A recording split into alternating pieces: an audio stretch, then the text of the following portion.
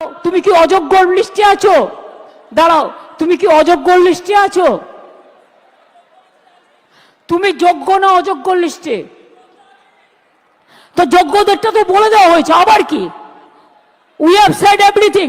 I think it is clear, it is very clear, nothing is left out.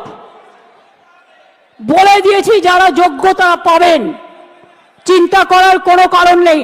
গায়ের জোরে forcefully তর্ক করে কিছু হয় না, কোর্টে ক্লারিফিকেশন নেব, তারপরে কি ব্যাপার কি ব্যাপার। ওটা তো আমি আইনের ব্যাখ্যা বললাম।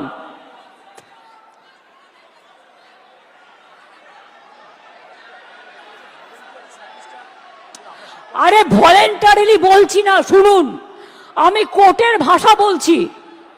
Please understand, now we are under the court verdict and court judgement. আর আপনাদের রিপ্রেজেন্টেশন এখানে আছে। আমি কেন বলছি, কোর্ট আমায় বলতে পারে আমি বাতিল করলাম, তুমি ওদের কেন যেতে বলছো? আমি যেতে বলছি এই কারণে যে যে কেউ সার্ভিস দিতে পারে ফর হিউম্যানিটি, তাদের সার্ভিস কেউ করতে পারে না। সুতরাং কোর্টের আইন মেনেই যোগ্যদের জন্য ওদের পথ দুটো খোলা আছে।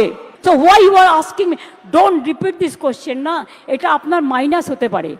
বুদ্ধি খরচ করুন, বুদ্ধিমানেরা বুদ্ধি খরচ করে,